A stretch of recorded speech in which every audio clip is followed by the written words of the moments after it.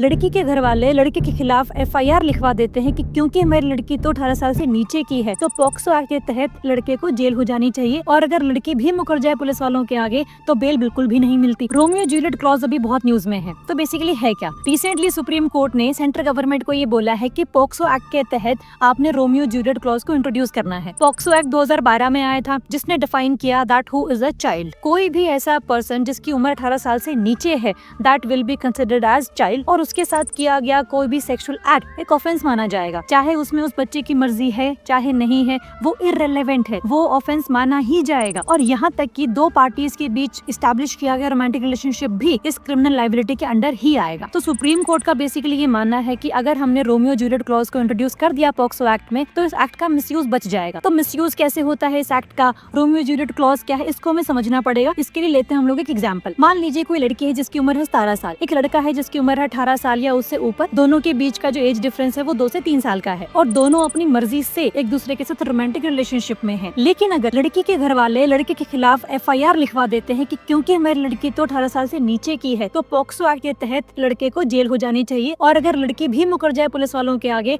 तो बेल बिल्कुल भी नहीं मिलती। और इससे आता है personal and social damage of boy and his family. वैसे तो ये लॉ जेंडर न्यूट्रल है कि चाहे लड़का हो चाहे लड़की हो दोनों के ऊपर सेम रूल्स लगेंगे, लेकिन देखा ये गया है रियलिटी में कि ज्यादातर जो लड़के हैं उनको इसके नेगेटिव कॉन्सिक्वेंसेस देखने पड़ते हैं। तो बेसिकली रोमियो जूलियट क्लॉज है क्या, इसमें 3-4 चीजों का ध्यान रखा जाएगा। पहली बात तो एज प्रॉक्सिमिटी, अगर दोनों पार्टीज के बीच का एज डिफरेंस बहुत ज्यादा नहीं है उसको भी कंसिडर किया जाएगा। और दूसरा एक्सप्लॉयटेटिव सेक्सुअल अब्यूज और रोमांटिक रिलेशनशिप में आपको डिफरेंशिएट करना पड़ेगा। और तीसरा अगर कोई भी प्रेजेंस ऑफ एक्सप्लॉयटेशन या कोअर्जन नहीं है तो इन सब बातों का भी ध्यान रखा जाए बेल देने से पहले। कमेंट से बताइए कि क्या इंडिया तैयार है ऐसे डिस्कशंस के लिए जहां पर हम एज ऑफ कंसेंट की बात करते हैं।